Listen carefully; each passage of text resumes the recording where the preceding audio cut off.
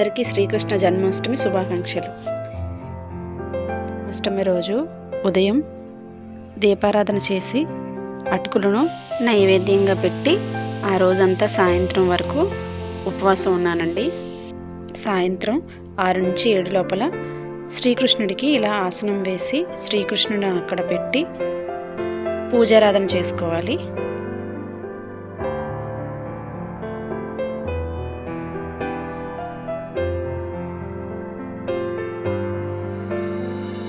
శ్రీకృష్ణుడికి పెట్టే నైవేద్యంలో మనకు తోచినంత మనకు కుదిరినది ఏదైనా చేసి పెట్టచ్చండి. అటుకులు కానీ, పాలు కానీ, పెరుగు కానీ, ఉంటే నెయ్యిని కానీ సమర్పించవచ్చు, లేదా వెన్నను కూడా పెట్టచ్చండి. శ్రీకృష్ణుడికి వెన్న అంటే ఇష్టం కాబట్టి నేను అటుకులు పాయసాన్ని చేసి పెట్టాను.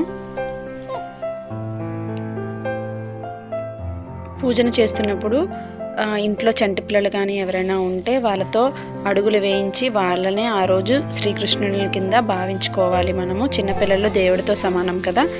సో అలానే ఇంటి పక్కన ఎవరైనా చిన్న చిన్న పిల్లలు ఉంటే వాళ్ళని కూడా పిలిచి పూజ అయిన తర్వాత చిన్నపిల్లలందరికీ కృష్ణుడికి పెట్టిన నైవేద్యాన్ని పంచిపెట్టాలి.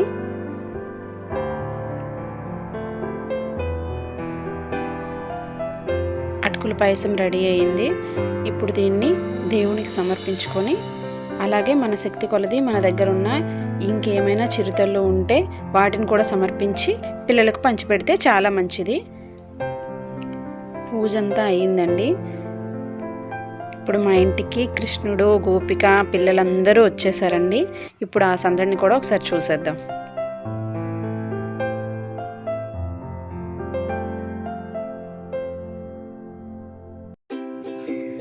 చూడండి, మా కృష్ణుడు, మా గోపిక ఎంత ముద్దుగా ఉన్నారో. కృష్ణుడు పారాణి పెట్టించుకుంటున్నారు. పిల్లలందరూ వచ్చేసారు.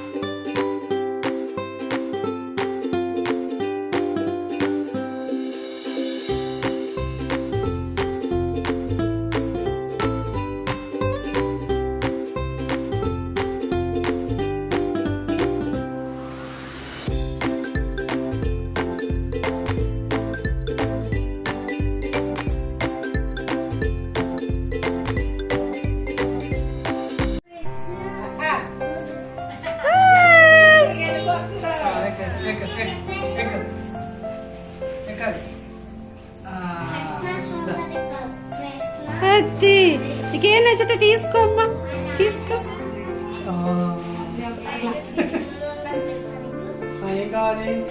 అబ్బో తీసుకో.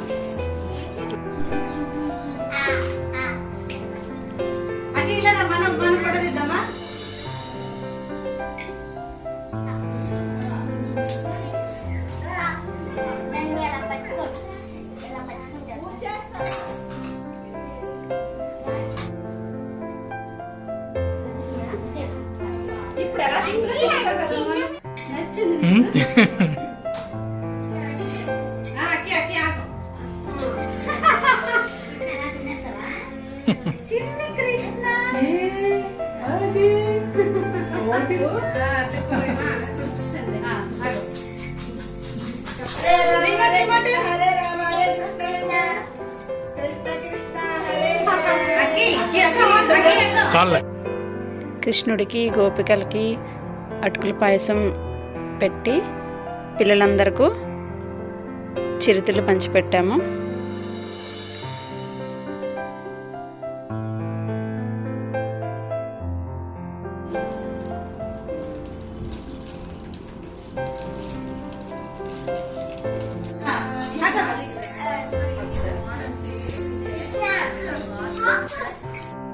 పూజ అంతా అయిన తర్వాత కృష్ణుణ్ణి ఉయ్యాల్లో వేసామండి.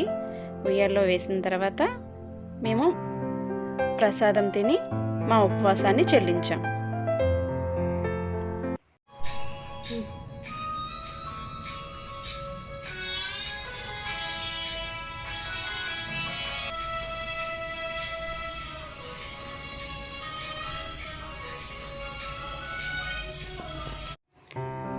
ఇది మా చెల్లి వాళ్ళ ఇంట్లో శ్రీకృష్ణ జన్మాష్టమి పూజ ఈ విధంగా చేసుకుంది. ఈ వీడియో కనుక మీకు నచ్చినట్లయితే ప్లీజ్ లైక్ చేయండి, షేర్ చేయండి, నా ఛానల్ని సబ్స్క్రైబ్ చేయండి. థ్యాంక్ యూ అండి. అందరికీ మరొకసారి శ్రీకృష్ణ జన్మాష్టమి శుభాకాంక్షలు.